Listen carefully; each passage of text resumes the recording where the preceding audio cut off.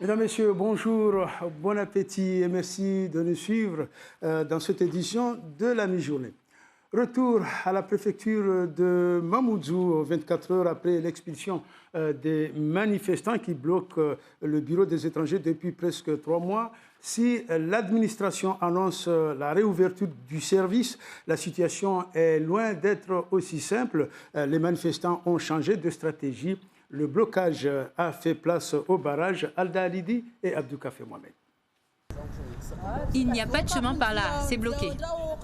Hey, vous n'allez qu'à demander à ceux qui sont là-bas, pas à moi. Tous ceux qui passent par là, on leur dit la même chose. Ne me dites rien du tout. Oh, moi j'ai envie de sortir, vous voulez me demander où je vais? Oh, moi je suis là, j'ai mes démarches à faire, c'est tout. Ne me demandez pas où je vais. C'est notre mission. Lorsque je sors, je n'ai pas à vous dire où je vais, d'accord?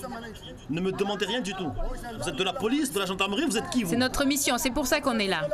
C'est la police ou la gendarmerie qui peut me demander où je vais. Les échanges sont parfois musclés, mais la plupart préfèrent rebrousser chemin ou ne pas se présenter du tout. Depuis qu'ils nous ont expulsés de la préfecture, ou ne pas se présenter du tout. Les accès à la préfecture. Ceux qui vont travailler à la préfecture ne passent pas. Ceux qui vont renouveler leur séjour non plus. On a tout fermé et verrouillé. Et en effet, les 3 accès directs qui mènent au bureau des étrangers sont sous haute surveillance. Et pour les rares à passer ce premier barrage, ils doivent de nouveau montrer patte blanche. Ce monsieur venu récupérer son permis a pu passer. Pour les autres, il faudra passer par les services en ligne de la préfecture. Certificat de session, il faut le prendre en ligne sur le site ANPS. Ah, okay. Ils donnent plus de papier ici. Ah, okay. Tu es venu faire quoi? Je suis venu chercher un certificat de session avec des certificats de langage. Et c'est quoi le problème?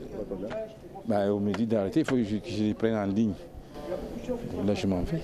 Mais tout est difficile. On ne peut pas, c'est la galère là. Je ne sais pas, si j'étais un étranger, on aurait dû me laisser, mais je ne suis pas un étranger. On ne me laisse pas entrer. Donc pour vous, il doit se passer que les étrangers? Ah moi je ne sais pas. Il y a le monsieur qu'on lui a laissé entrer, mais je ne sais pas.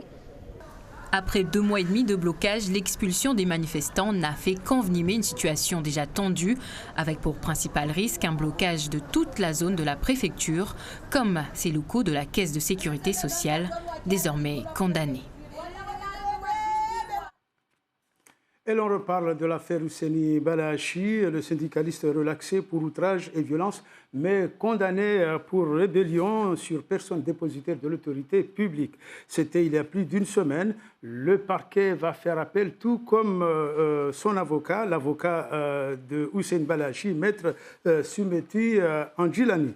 Pour rappel, Ousseini Balahachi a écopé de 2 mois de sursis et 400 € d'amende à payer aux gendarmes qui l'avaient interpellé lors d'un contrôle d'identité.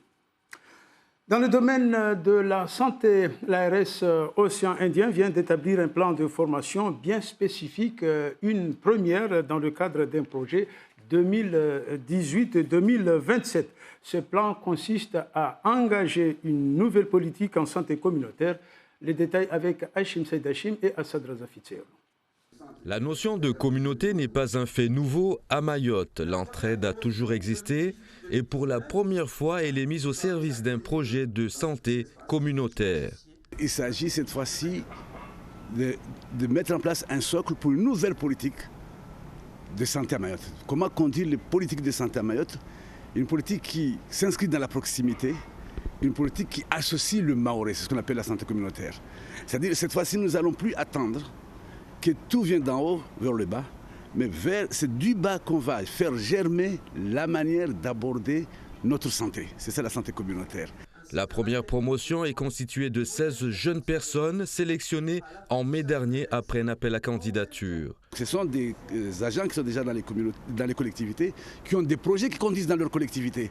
Ils veulent seulement avoir l'outil de la démarche communautaire pour mettre en place leur projet et en y associant la plupart des communautés de leur localité. Des projets identifiés qui rentrent dans le cadre des besoins spécifiques de la population. Je suis actuellement dans un projet, j'accompagne des familles avec des enfants qui sont en situation de malnutrition. Donc avec le projet, avec la formation, ça va me permettre à former les parents afin qu'ils soient acteurs de eux-mêmes, qu'ils aient plus d'informations afin de détecter la malnutrition au sein de leur famille. Un exemple bien précis concernant par exemple un patient qui bénéficie aujourd'hui par exemple de cette éducation thérapeutique pour rester dans mon cas. L'objectif étant de cibler, de trouver parmi l'ensemble des patients qui bénéficient de cette éducation thérapeutique un patient expert qui lui ensuite sera acteur direct même de cette promotion et cette prévention autour de la santé et notamment par rapport aux maladies cardiovasculaires. L'idée de cette formation en santé communautaire a été lancée il y a 1 an. C'est la première génération et c'est mis en place chez nous à Mayotte.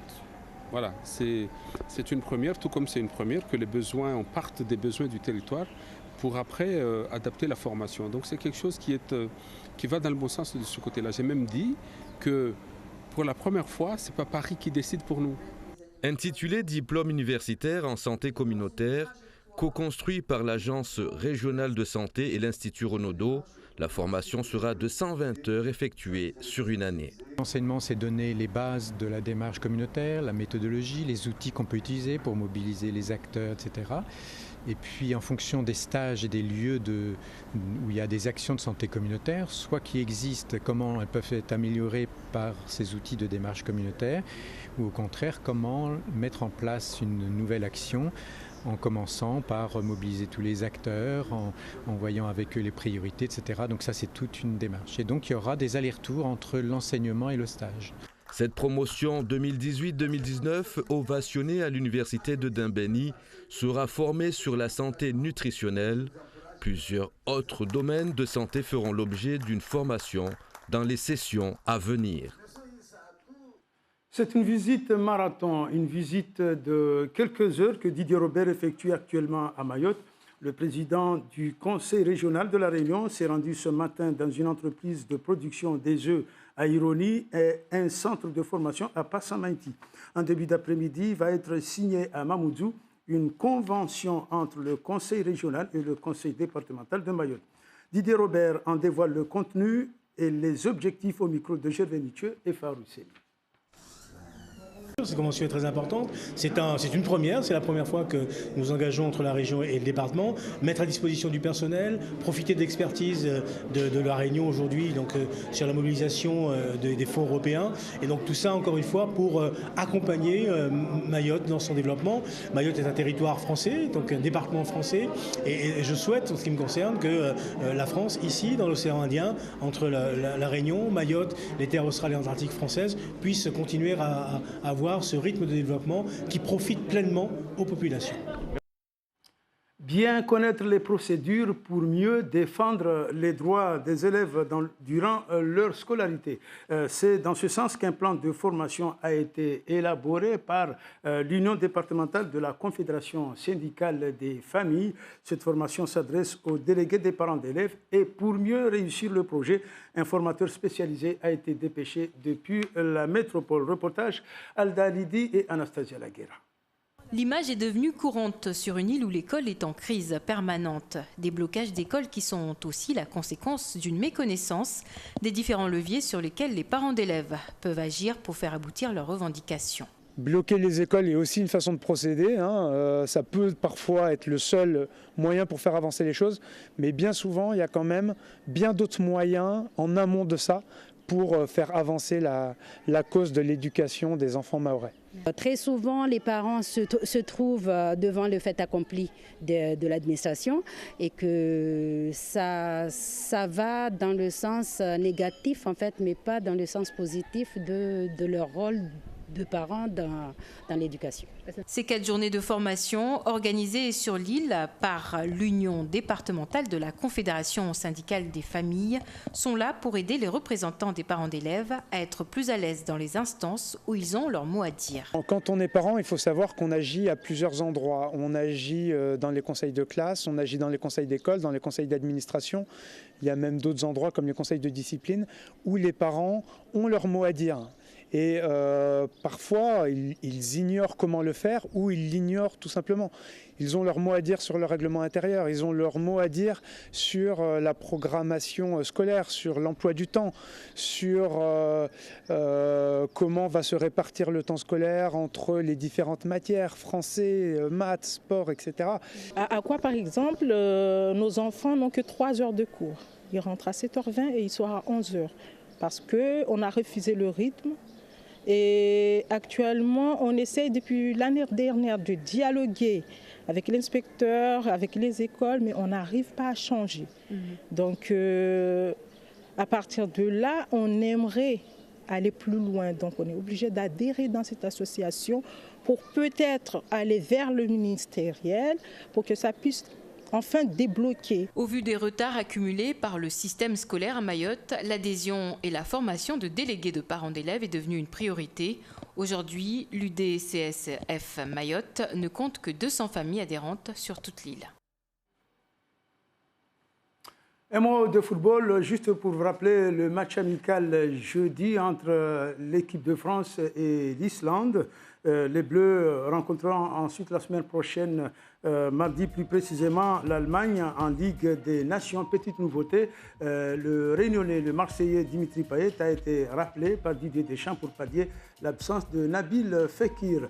La suite de vos programmes avec le grand menu de la semaine, le 12-14, avec nos confrères de la radio.